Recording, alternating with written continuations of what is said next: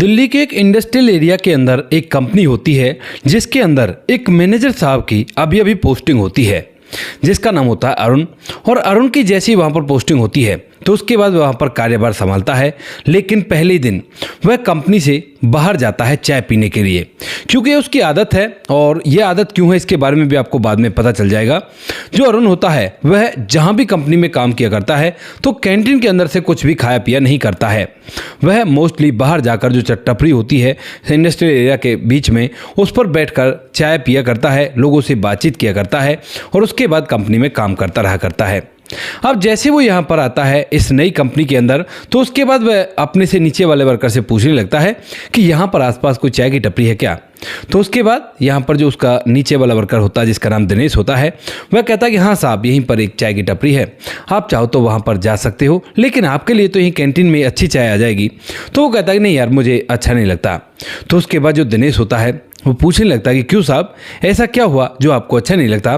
तो उसके बाद वो कहता है कि बहुत लंबी कहानी है, किसी दिन बैठकर अकेले में बताऊंगा। ऐसा कहकर वह वहां से खड़ा होता है और उस चाय की टपरी की तरफ जाने लगता है जहां पर दिनेश ने उसे बताया था। दिनेश कहता है कि चलो मैं भी चलता हूं साहब, आपको पहुंचने में दिक्कत होगी। तो उसके बाद वो कहता है कि ठीक है भाई, तू भी चल दे, कोई भी दिक्कत नहीं है। यहाँ पर जो अरुण है वह दिनेश के साथ सीधा वहां से उस जगह पर पहुंच जाता है जहां पर वो चाय की टपरी थी। उस चाय की टपरी को एक महिला चला रहा करती थी, जो महिला फिलहाल विधवा थी। अब जैसे यहाँ पर ये जो अरुण होता है वो दिनेश के साथ उस जगह पर जाता है और वहाँ पर चाय ऑर्डर करता है। तो उसके बाद वो चाय की टपरी वाली विधवा महिला चाय के 2 गिलास लेकर आती है और जैसे उन चाय के गिलासों को लेकर अरुण के सामने पहुँचती है तो अरुण की नज़र उस पर पड़ती है और वो एकदम से कहता है कि दीक्षा, तुम यहाँ पर क्या कर रही हो। अब इस बात को सुनने के बाद जो लड़की होती है दीक्षा, वह भी अपना सर ऊपर उठाती है और जैसे उस व्यक्ति की तरफ देखती है, यानी कि मैनेजर की तरफ देखती है, तो एकदम से अपनी आंखों में आंसू तो भर लाती है, लेकिन फिर वो कहती है कि नहीं, मैं दीक्षा नहीं हूँ। ऐसा कहकर वो उन चाय को देकर वहां से चली जाती है। तभी यहाँ पर जो दिनेश होता है वो पूछने लगता है कि कौन साहब ये, क्या आप जानते हो इसे। तो उसके बाद वो कहता है कि नहीं यार, मैं तो नहीं जानता, जी वे मना कर रही है, हाँ दीक्षा को मैं ज़रूर जानता था। उसके बाद दोनों वहाँ पर बैठकर चाय पीते हैं और चाय पीने के बाद जब वो वापस कंपनी की तरफ लौट रहे थे तो जो लड़का होता है अरुण, वह बार बार मुड़ मुड़ कर उसकी तरफ देख रहा था और कहीं ना कहीं जो चाय बेचने वाली लड़की थी, महिला थी विधवा, वह भी मुड़ मुड़ कर उसकी ही तरफ देख रही थी। अब इस बात को देखकर यहाँ पर उसे महसूस हो जाता है कि शायद ये झूठ बोल रही है और उसके बाद वह दिनेश से पूछने लगता है कि क्या तुम जानते हो इसको। तो वो कहने लगता है कि जानना ही क्या है, मैं इसके बारे में पूरी जानकारी निकाल दूंगा, लेकिन आप ये तो बताओ कि आप इसके बारे में जानना क्यों चाहते हो। इतना तो मुझे पता है कि ये विधवा है और अपने बच्चों का भरण पोषण करने के लिए यहाँ पर काम किया करती है और अपने जीवन को निर्वाह कर रही है। इस बात को सुनने के बाद यहाँ पर जो अरुण होता है वो कहता है कि इतना नहीं, सारा कुछ जानना होगा। यहाँ पर दिनेश कहता है कि ठीक है जान लेंगे, लेकिन आप ये तो बताओ कि आप क्यों जानना चाहते हो। तो उसके बाद जो अरुण होता है वह कहता है कि यार बात ऐसी है, मुझे इसकी जो शक्ल है ना वो अपनी एक जानने वाली से मिलती हुई दिखाई दे रही है, जिसकी वजह से मैं आज ऐसा हूँ। दिनेश जो है वो पूछने लगता है कि कैसा है, मतलब क्या है आपका, कैसे हो आप। तो उसके बाद जो अरुण होता है वो कहता है कि जैसा मैं तुम्हें दिखाई दे रहा हूँ, क्योंकि मेरी उम्र भी काफ़ी हो गई है, लेकिन अभी तक मैंने शादी नहीं की है, घर वाले बार बार कहा करते हैं और मैं मना कर दिया करता हूँ। तो उसके बाद दिनेश समझ जाता है कि कहीं ना कहीं प्यार का मामला था और उसके बाद दिनेश पूछने लगता है कि मतलब क्या है, साफ साफ बताइए। तो उसके बाद जो मैनेजर होता है वो कहता है चलो ठीक है, कैबिन में बैठकर बात करते हैं। और उसके बाद जब वो कैबिन में चले जाते हैं तो उसके बाद जो अरुण होता है वो पूरी बात दिनेश को बताने लगता है। कहता है कि यार आज से लगभग 6-7 साल पहले मैं अपने दोस्तों के साथ उनके गांव घूमने के लिए गया था, क्योंकि मैं तो दिल्ली में ही रहा करता हूं। और जब मैं उनके साथ गांव घूमने के लिए गया था तो तभी अचानक से रास्ते में दिल्ली से थोड़ी आगे जाने के बाद हमारी गाड़ी खराब हो जाती है। गाड़ी के अंदर जो कूलेंट था वो किसी तरह से लीक हो गया था और उसके बाद जब हम गाड़ी को देखते हैं तो कूलेंट के पाइप को तो ठीक कर देते हैं, लेकिन अब जब सारा कूलेंट लीक हो गया था तो उसके बाद गाड़ी को अगर चलाते तो हीट होकर ख़राब हो सकती थी। और इसीलिए गाड़ी को वहीं पर रोककर हम लोग इधर उधर देखने लगते हैं और कोई जगह भी ऐसी दिखाई नहीं देती और वो एरिया ऐसा था कि जहाँ पर मोबाइल का नेटवर्क भी नहीं आ रहा था। अब हम सभी के सभी काफ़ी ज़्यादा परेशान होते हैं, लेकिन तभी मुझे याद आता है कि जिस पिछले गांव से हम निकल कर आए हैं वहाँ पर गांव से थोड़ी आगे एक अकेला घर बना हुआ है और शायद उस घर में पानी का इंतजाम ज़रूर मिल जाएगा, जो इस गाड़ी के अंदर वो पानी डाल लें और पानी से काम चल जाए उनका। तो इसी वजह से वो अपने दोस्तों से कहता है कि यार मैंने एक घर देखा था, अगर तुम कहो तो मैं वहाँ से पानी ले आता हूँ। अब इस बात को सुनकर जो उसके दोस्त होते हैं वो कहते हैं कि हाँ भाई बेशक से ले आ, और ले आएगा तो अच्छा ही रहेगा। वो उसको कोल्ड ड्रिंक की खाली बोतलें होती हैं 3-4, उन 3-4 बोतलों को दे देते हैं, कहते हैं कि भाई इनको ले आना अपने साथ में। तो उसके बाद वो कहता है कि ठीक है मैं जा रहा हूँ और तुम इतने गाड़ी पर रहना, चले मत जाना, मेरी राह देखना, अगर कुछ भी हो जाए तो फ़ोन तो तुम नहीं कर सकते लेकिन राह देखना, मैं ज़रूर वापस आऊँगा। उसके बाद वो अपने दोस्तों को उस गाड़ी में छोड़कर वहाँ से पैदल पैदल उन कोल्ड ड्रिंक की बोतल को लेकर पानी लेने के लिए चला जाता है उस घर पर। और जैसे धीरे धीरे वहाँ तक पहुँचता है, लगभग ये जगह यहाँ से 1.5 किलोमीटर दूर थी, और 1.5 किलोमीटर का सफ़र तय करने के बाद जब उस घर के बाहर पहुँचता है तो घर का दरवाज़ा अंदर से बंद था। उसके बाद वह जाकर दरवाज़ा खटखटाता है, तो जैसे ही दरवाज़ा खटखटाता है तो अंदर से आवाज़ आती है कि कौन है। तो यहाँ पर वह आवाज़ लगाकर कहता है कि देखिए मुझे पानी चाहिए, हमारी गाड़ी खराब हो गई है, क्या मुझे पानी मिल सकता है। अब इस बात को सुनकर जो अंदर से लड़की की आवाज़ आई थी वह कहने लगती है कि अभी खोलती हूँ, रुको ज़रा। ऐसा कहकर वह दरवाज़ा खोलती है, और दरवाज़ा खोलते ही जैसे ही लड़का अरुण उस लड़की का चेहरा देखता है तो देखता ही रह जाता है, क्योंकि वो देखने में बेहद ही खूबसूरत थी, एक नेचुरल ब्यूटी जिसे कहते हैं ना।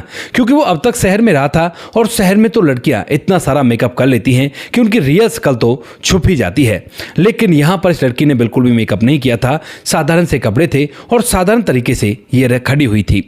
इधर यहाँ पर जो लड़की होती है सामने, जिसका नाम दीक्षा होता है, दीक्षा जब इसे देखती है तो देखने के बाद वो भी चुपचाप खड़ी रह जाती है। थोड़ी देर तक दोनों एक दूसरे को देखते रहते हैं और आंखों ही आंखों में इन दोनों की बहुत सारी बातें हो जाती हैं। तब यहाँ पर दीक्षा एकदम से कहने लगती है कि बताओ क्या चाहिए तुम्हें। तो उसके बाद जो अरुण होता है वो कहता है कि मुझे ज़्यादा कुछ नहीं, ये 4 बोतलें हैं मेरी कोल्ड ड्रिंक की, इन्हें भर कर दे दो, क्योंकि मेरी गाड़ी का कूलेंट जो है वो लीक हो गया है, और उसके बाद हमें दोबारा से गाड़ी में पानी डालना है। अब इस बात को सुनकर लड़की की समझ में ज़्यादा कुछ तो नहीं आता है। वो कहने लगती है गाड़ी क्या पानी से चला करती है, मैंने तो सुना है कि उसमें तेल लगा करता है। तो उसके बाद यहाँ पर जो लड़का अरुण होता है वो हंसने लगता है, कहता है कि अरे ऐसी बात नहीं है, गाड़ी में जो पानी है वो भी डाला करता है उसको ठंडा रखने के लिए। अब इस बात को सुनकर लड़की हंसती है और कहती है कि ठीक है कोई बात नहीं, पानी दे देती हूँ, ला बोतलों को मुझे दे दो। उसके बाद वह बोतलों को लेकर साइड में ही एक जो छोटा सा बर्तन था वो रखा हुआ था, उसमें डुबो डुबो कर उन बोतलों को भरने लगती है। तो यहाँ पर वो लड़का वो कहने लगता है कि क्या पानी कहीं बाहर से लाना पड़ता है। तो वो कहती है कि हाँ, पीछे एक तालाब है, वहीं से जो एक पास में कुआं है, उस कुएं के अंदर से हम पानी लाया करते हैं, और कुएं के अंदर से रोज़ हम सुबह सुबह खुद अपने आप ही पानी भरा करते हैं। इसके बाद वह खड़ा रहता है, उस लड़की से आगे बात करना चाहता है, और उसके बाद कहने लगता है कि ये बताओ तुम अकेली हो इस घर के अंदर। तो उसके बाद वो कहती है हाँ फिलहाल तो मैं अकेली हूँ, मम्मी तो मायके में गई हुई यानी कि मामा के यहाँ पर गई हुई हैं, और जो पिताजी हैं वो काम से बाहर गए हुए हैं। लेकिन ये मत समझना कि मुझ अकेली का तुम फ़ायदा उठा जाओगे, मैं भी बहुत कुछ दम रखती हूँ। ऐसी बात वो कह देती है, और इस बात को सुनकर अरुण हंसने लगता है, कहता है कि अरे नहीं बाबा, मैं ऐसा कुछ भी नहीं करना चाहता, मैं तो केवल अपने दोस्तों के साथ घूमने के लिए आया था, रास्ते में गाड़ी खराब हो गई तो पानी लेने के लिए तुम्हारे पास आया हूँ, और जब तुम मेरी मदद कर रही हो तो मैं भला तुम्हारे साथ ऐसा वैसा क्यों करूँगा। इस बात को सुनकर जो लड़की होती है उसकी तरफ देखती है, और देखने के बाद मुस्कुरा देती है। अब इन दोनों की जो आपसी मतलब व्यवहार था वो कुछ इस तरह का था जिसे देखकर दोनों समझ रहे थे कि दोनों एक दूसरे को शायद पसंद किया करते हैं। उसके बाद जो अरुण होता है वह जब पानी ले लेता है, वो बोतल भर के दे देती है, तो जब जाने लगता है तो तभी यहाँ पर जो लड़की होती है दीक्षा, वह कहने लगती है कि वापस भी आओगे क्या। ये बात जब वह मुस्कुराते हुए कहने लगती है तो एकदम से अरुण रुकता है, और रुकने के बाद पीछे मुड़कर देखता है, कहता है कि हाँ वापस आऊँगा 3-4 दिन बाद, क्या हुआ, क्या बात है। तो उसके बाद वो कहने लगती है कि मेरे लिए कुछ लेकर आओगे क्या। अब इस बात को सुनकर अरुण समझ जाता है ये खामखाई बहाने बना रही है दोबारा मिलने के। तो उसके बाद वो कह देता है कि हाँ बिल्कुल लेकर आऊँगा, बताओ तुम्हें क्या चाहिए। तो वो कहने लगती है कि जो तुम्हारा मन करे वो ले आना। उसके बाद अरुण जो होता है वो कहने लगता है कि ठीक है ले तो आऊँगा, लेकिन ये बताओ कि तुम यहीं पर मिलोगी इसी तरह से। तो वो कहने लगती है कि जितने दिन में तुम आने की बोल रही हो उतने दिन तक ना तो मम्मी आने वाली है और ना ही मेरे पिताजी काम से रुकने वाले हैं। अगर तुम उतने दिन बाद यहाँ पर आओगे तो यहाँ पर मैं तुम्हें इसी तरह से अकेली मिल जाऊंगी। इस बात को सुनकर अरुण भी मुस्कुराता है और दीक्षा भी मुस्कुराती है, और उसके बाद जो अरुण है वो यहाँ से जाने लगता है। लेकिन जैसे ही यहाँ से जाता है और वहाँ पर गाड़ी में पानी वगैरह को डालता है तो अचानक से उसे फ़ोन आता है कि उसके घर में उसकी जो माँ थी उसकी तबीयत खराब हो गई बहुत ज़ोर से, और उसके बाद जो लड़का होता है अरुण, वह वहाँ से फ़ौरन से वापस लौट जाता है। उन दोस्तों से कहता है कि भाई अब जाना कैंसिल, हमें वापस लौटना होगा। अरुण वहाँ से अपने घर पहुँचता, अपनी माँ का ट्रीटमेंट कराता है। लेकिन जैसे ही 3-4 दिन बीतते हैं और माँ की तबीयत ठीक होती है तो उसके बाद उसे दीक्षा की याद तो आती है, लेकिन फिर भी वह अब कर भी क्या सकता है क्योंकि माँ की तबीयत खराब है और माँ ज़्यादा ज़रूरी है। तो इसीलिए वह इस बात को ऐसे ही दबा देता है। और धीरे धीरे जब 1-2 दिन और बीत जाते हैं, यानी कि जितने दिन बाद उसने आने के लिए कहा था, तो उतने दिन बाद वह अपनी गाड़ी को लेकर अकेला वहाँ पर पहुँच जाता है क्योंकि अब तक माँ की तबीयत ठीक हो गई थी। जैसे वो वहाँ पर पहुँचता है तो मार्केट से कुछ जो श्रृंगार के सामान है वो उसके लिए ले गया था और वहाँ पर जाकर उसके घर से थोड़ी आगे गाड़ी खड़ी करके इसी तरह से पानी की बोतल लेकर खाली उस घर के दरवाजे पर पहुँच जाता है ताकि अगर देख ले तो कुछ शक ना करे। उसके बाद दरवाजा खटखटाता है तो लड़की को शायद पहले से विश्वास था कि वो जरूर आएगा और उसके बाद वह दरवाजा खोल देती है।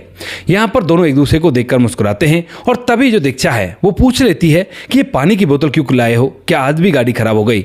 तो उसके बाद वो मुस्कुराकर कहता है कि नहीं, इसलिए लेकर आया हूँ ताकि कोई तुम पर शक न करे और कोई ये ना समझे कि खामखाई कोई गलत चक्कर में ये लड़की पड़ी हुई है। इस बात को सुनकर लड़की मुस्कुराती है और कहती है कि केयर भी कर रहे हो। तो यहाँ पर वह हाँ में सर लाता है। इसके बाद वह कहती है कि ठीक है अंदर आ जाओ। तो उसके बाद जो लड़का होता है वह अंदर आ तो जाता है। आते ही जो लड़की है वो पूछने लगती है कि क्या लेकर आए मेरे लिए।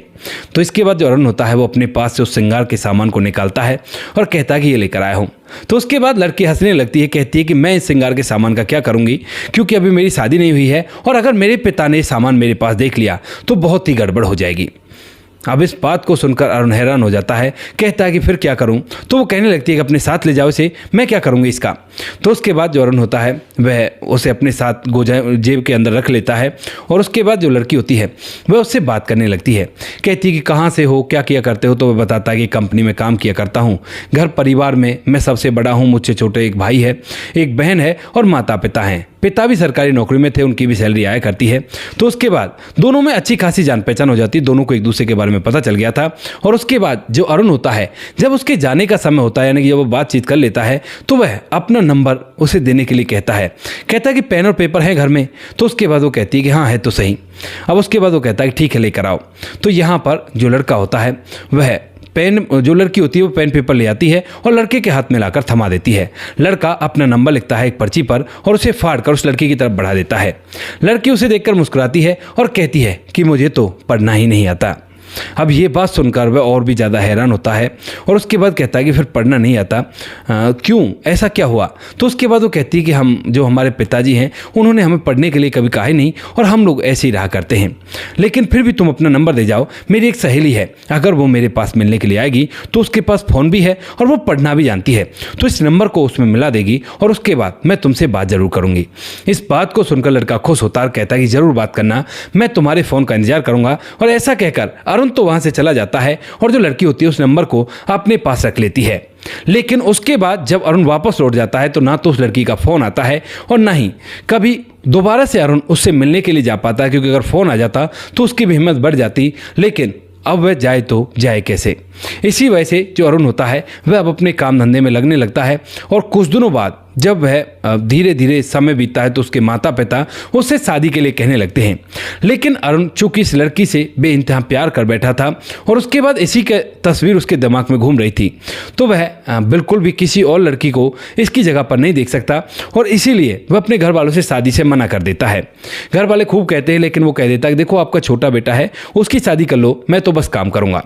ऐसा कहकर वह काम किया करता है, लेकिन अकेलापन उसे काटा करता है और इसी वजह से जो अरुण होता है वह कभी भी कैंटीन में खाना पीना वगैरह नहीं खाया करता है। वह बाहर जाया करता है, लोगों से घुलने मिलने की कोशिश करता है, क्योंकि जब से दीक्षा उसे छोड़कर गई है, यानी कि छोड़कर तो क्या गई, उसने दोबारा फ़ोन नहीं किया और इसके बाद इसकी भी हिम्मत नहीं हो पाई।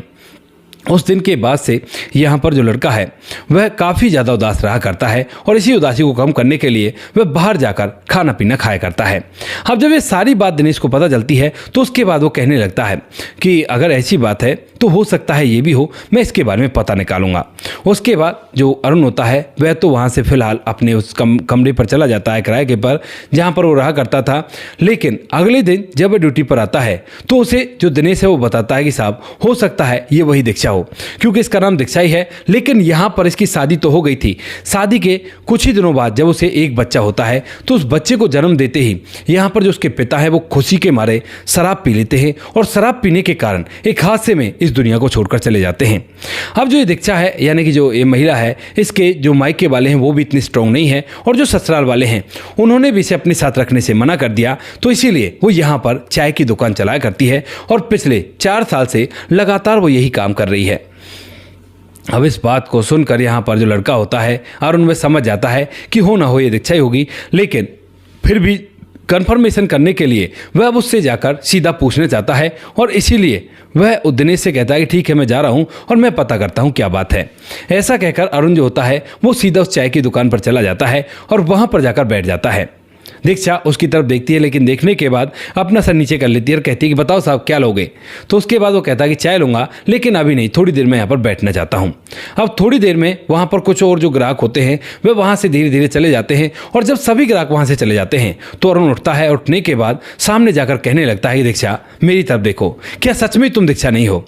अब इस बात को सुनने के बाद जो विधवा महिला होती है वह अपनी आंखों में आंसू ले आती है और कहती है कि हाँ साहब मैं ही दीक्षा हूँ, लेकिन अब क्या फ़ायदा आपको बताने से कि मैं ही दीक्षा हूँ, क्योंकि उस टाइम पर तो मैं कुछ कर नहीं पाई।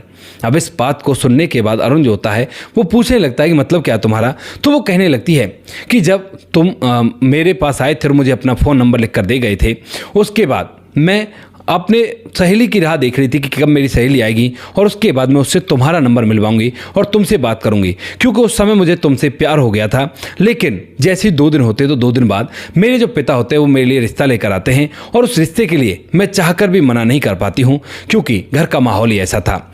उसके बाद मेरी शादी हो जाती है और जब मेरी शादी होती है उस समय भी तुम्हारी मुझे याद आती है, लेकिन मैं चाहकर भी कुछ नहीं कर पाती हूँ और उसके बाद इससे शादी करके अपने जीवन को जीने लगती हूँ। सोचती हूँ कि यही ज़िंदगी है और इसी तरह से जीना है। लेकिन शादी के कुछ ही दिनों बाद मेरे पति इस तरह से इस दुनिया को छोड़कर चले गए और उसके बाद मैं अब पूरी तरह से अकेली हो गई हूँ। बच्चों को पालने के लिए यहाँ पर काम किया करती हूँ और इस तरह से ज़िंदगी चल रही है। अब क्या फ़ायदा आपको बताने से कि मैं वही दीक्षा हूँ, आपकी भी शादी हो गई होगी। लेकिन इस बात को सुनकर जो अरुण है वो कहता है कि नहीं, मैंने अभी तक शादी नहीं की है। इस बात को सुनकर दीक्षा हैरान हो जाती है और कहने लगती है कि क्यों साहब आपने शादी क्यों नहीं की? तो उसके बाद जो अरुण है वो कहता है कि शादी कैसे कर लेता, मैं तुमसे प्यार जो करने लगा था। इस बात को सुनकर दीक्षा की आंखों में आंसू तो आ जाते हैं, लेकिन वो कहती है कि ठीक है साहब कोई बात नहीं, प्यार था वो तो ख़त्म हो गया, वो तो पुरानी बातें हैं, उन बातों को छोड़ो। बताओ आप क्या लोगे? आपको खिला देती हूँ पिला देती हूँ, क्योंकि उस टाइम पर तो पानी था वो तो फ्री में मैंने आपको दे दिया, लेकिन यहाँ पर आपको पैसों से मिलेगा। इस बात को सुनकर अरुण को बहुत बुरा लगता है कि उसकी वो लड़की जिससे वो प्यार किया करता है और उसी की वजह से वो शादी नहीं कर रहा है वो ऐसी बात कर रही है। तो उसके बाद अरुण कहता है कि देखो दीक्षा, जो कुछ भी है उस बात को तुम चिंता लेनी बिल्कुल से बंद कर दो, मैं हूं ना, मैं तुम्हारी ज़िंदगी को नए सिरे से चालू करवाऊंगा। वो पूछने लगती है कि वो कैसे? तो यहाँ पर जो अरुण है वो कहता है कि अगर तुम मेरा हाथ थामने के लिए तैयार हो तो मैं तुमसे शादी करने के लिए तैयार हूँ। इस बात को सुनकर जो दीक्षा होती है वो एकदम से चुपचाप खड़ी तो रह जाती है, लेकिन तभी जो अरुण होता है वह अपना हाथ बढ़ाता है और उसके बाद दीक्षा भी उसका हाथ पकड़ लेती है। जैसे वो उसका हाथ पकड़ती है तो यहाँ पर अरुण और दीक्षा एक दूसरे के गले लिपट जाते हैं और वहीं पर कुछ लोग इन दोनों को ऐसा करते हुए देख तो लेते हैं, लेकिन जब बाद में पूरी बात पता चलती है तो वो लोग भी ये कहते हैं कि सच्चे प्यार की इसी तरह से जीत होती है। ये दोनों सच्चा प्यार किया करते थे तो ऊपर वाले ने मिला दिया और उसके बाद अरुण और दीक्षा एक दूसरे से शादी कर लेते हैं। और जब घर वालों को पता चलता है कि एक विधवा से शादी करना चाहता है जिसके बच्चे भी हैं तो वह सख्त खिलाफ तो होते हैं, लेकिन जब देखता है कि वह लड़का वैसे शादी नहीं करना चाहता तो उसके बाद वह कहते हैं कि ठीक है कोई बात नहीं, कर लो शादी। यहाँ पर दोनों की शादी हो जाती है और शादी के बाद आज तक भी वो खुश रहा करते हैं। और ये कहानी हमें अरुण ने भेजी है क्योंकि उनकी ज़िंदगी में ये एक अलग ही चीज़ थी। और उसके जो घर वाले हैं, घर के अड़ोस पड़ोस वाले कुछ लोग कहा करते कि क्या मिला एक विधवा से शादी करके, लेकिन अरुण को लगता है कि उसे संसार की सारी खुशियाँ मिल गई हैं क्योंकि वो दोनों खुशियों के साथ अपना जीवन जी रहे हैं। तो आपकी राय जो कुछ भी है कमेंट सेक्शन में बताएं, वीडियो के बारे में भी कमेंट सेक्शन में बताएं। इन कहानियों को सुनाने का उद्देश्य किसी को परेशान करना बिल्कुल भी नहीं है। ये कहानी आपको इसलिए सुनाई जाती है ताकि आप लोग इन कहानियों में से कुछ ना कुछ सीख सको और अपने जीवन में उस चीज़ को अप्लाई कर सको। मिलते हैं किसी नेक्स्ट वीडियो नए टॉपिक के साथ, तब तक के लिए जय हिंद, जय भारत, जय हिंदुस्तान।